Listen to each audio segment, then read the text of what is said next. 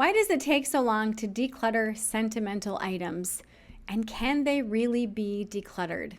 In today's video, I share with you a quick 3-step process for easily sorting through and paring down your sentimental stuff. Hi, I'm Flora, minimalism mentor, simplification coach, and 7-time author.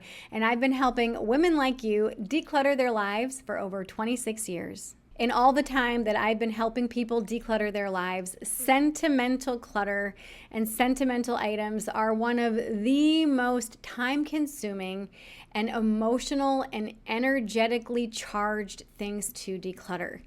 Because of this, I highly recommend that you declutter your sentimental items last. You do all the other decluttering first and then the sentimental stuff. So why is sentimental items so charged? Like, why does it take so long for us to go through them? Well, because they're sentimental. Everything that is sentimental to you has a memory attached to it, has a story, has some type of emotional charge, whether it's a positive charge or a negative charge. It could be a burden of this thing that you have, this object that you have, or it could be or could have been the best day of your life. And so when we go through sentimental items, we don't just go through the items, we go through the emotions, those memories. It's a whole catalog of those times that are gathered in that box. And because of this, going through these items typically take a very long time to go through. Most sentimental items are stored somewhere, such as a storage unit or a basement, possibly an attic. And because of this, a lot of sentimental items end up getting damaged because of water, mildew, mold, insects, mice, or other rodents, and they actually end up having to be thrown away because of it. And this is one of the most devastating things to witness and to be a part of, is when you're helping someone declutter their space, or when you yourself are going through and decluttering a space and you realized you have items that you have to throw away because they've been contaminated or damaged because of years of neglect or years of just being in a space that was unmonitored. Because these items are already emotionally charged just by the very nature of what they are, I recommend that you mentally and emotionally prepare yourself just in case the best case, worst case scenario happens, so that way that additional emotional charge won't come into play. So what do I mean by this? What if you go into your storage unit and everything was a total loss? There was water damage, there was rodents that made nests and ate up books and newspaper clippings and made a bed out of a wedding dress and all the things, and you had to get rid of everything. How would you feel about all of that sentimental stuff? There's a lot of emotions there. Now, in all the 26 years that I've been doing this, I've had some people absolutely devastated that their items were damaged. But I've also had people relieved that they were damaged because they're like, oh, good, now I can just get rid of it all.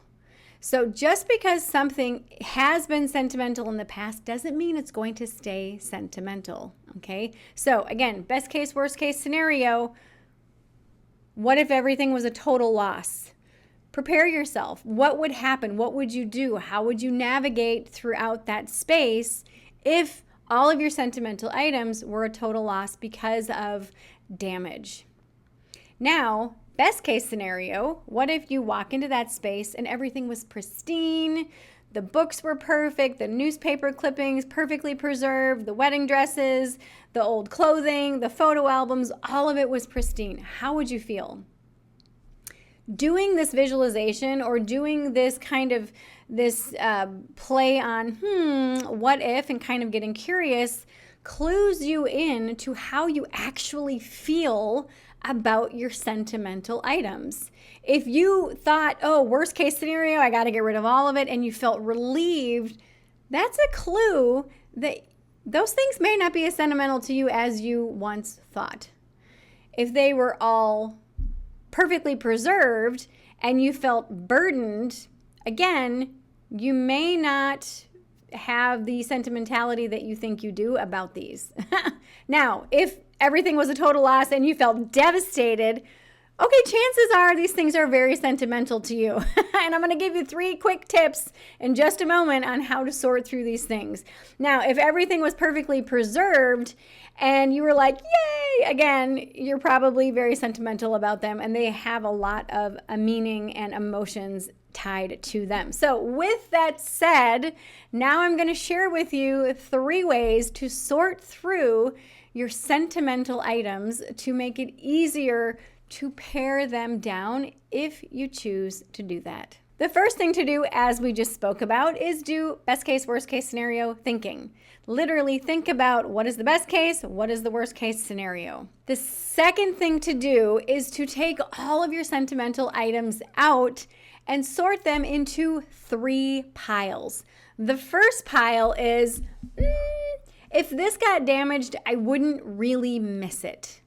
The second pile is, I might miss this a little bit, but it's not going to be the end of the world. And the third pile is, oh, if I lost this particular item, I would regret losing it. And it would be kind of devastating. So that's step number 2, is to sort through your sentimental items into those 3 piles. The first pile, wouldn't miss it if it was damaged. Second pile, I'd miss it a little bit. The third pile, yeah, I would regret losing this particular thing. The third step for this is once you are done sorting through your items and sorting into those 3 categories, I want you to box up number 3. So those items that you would regret losing, and store them someplace inside your home or in an area that would likely be free from water or mold damage or any type of mice or rodent infestation or intrusion.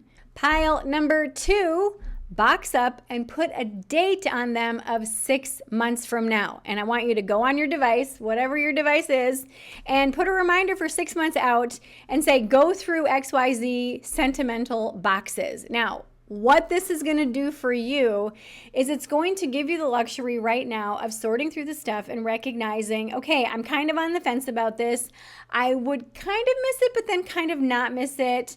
But you're also reserving the right to make that decision later. Now, a lot of people say that clutter is just delayed decisions, but this is sentimental stuff. So I don't want you to rush through your items. I don't. So the first pile, you wouldn't miss it. You can freely donate that. The third pile, it would be devastating. Box it up and keep it. This middle pile, box it up, put a date for 6 months on it, and then review it later. Now, some of you might be thinking to yourself, no, I'm just going to save my time and I'm just going to donate it now. If that's how you're feeling, if that's how what you're guided to do, absolutely do that. But the majority of the people in my practice typically tend to hold on to that for the 6 months. At the 6 months mark, they usually go through it, maybe pick out 1 or 2 items, and usually donate the rest. Before I share with you a bonus tip number 4 for going through sentimental items, I wanted to let you know that I'm offering complimentary Zoom sessions for all of my viewers. So if you wanted help with your decluttering, whether environmental decluttering or any other items in your life that you feel like you have to kind of sort through and just things are kind of getting in the way of your life, click the link in the show notes and in the description of this video. Sign up for your complimentary strategy session, and I'm going to find out where you are, where you want to be, and we're going to clear out that messy middle, aka the clutter that's getting in the way of the life that you want in these sessions. And I'm going to give you a clear strategic plan of action on how to get rid of all the stuff that's getting in your way. So click the link in the description of this video to grab your complimentary coaching and strategy session today. Tip number 4 and our bonus tip is if you're feeling extra anxious about going through your sentimental stuff with the possibility of getting rid of and decluttering some of the things, this is a major tip for you. Go through it to just go through it. Don't declutter anything. Just go through it. That's it. Now, the beautiful thing about walking down memory lane and perusing all of your sentimental items is you start to take an assessment of these items. So these sentimental items are from your past, okay? Obviously. And often we shift and evolve and grow as human beings. And what once was sentimental to us might not be sentimental to us now. But because they're labeled memory box or sentimental items or whatever you label that box or those packages as, sometimes just those labels can be emotionally charged. So one of the easiest things for you to do instead of getting rid of it is to just go through it. Just look, go down memory lane, give yourself a couple of hours and just peruse all the things and just review them. And then again, put a reminder in your phone for 6 months from now to do it again. And in 6 months, you may feel ready to let some of those items go and start a new chapter or a new box of sentimental things for new experiences that you're going to experience in your life. Share with me in the comments below one sentimental thing that you're looking forward to either getting rid of or choosing to hold on to. If you found today's video helpful, please like, subscribe, and turn on that notification bell so you will know every single time a video is released. For more support and resources and upcoming live events, click the links below.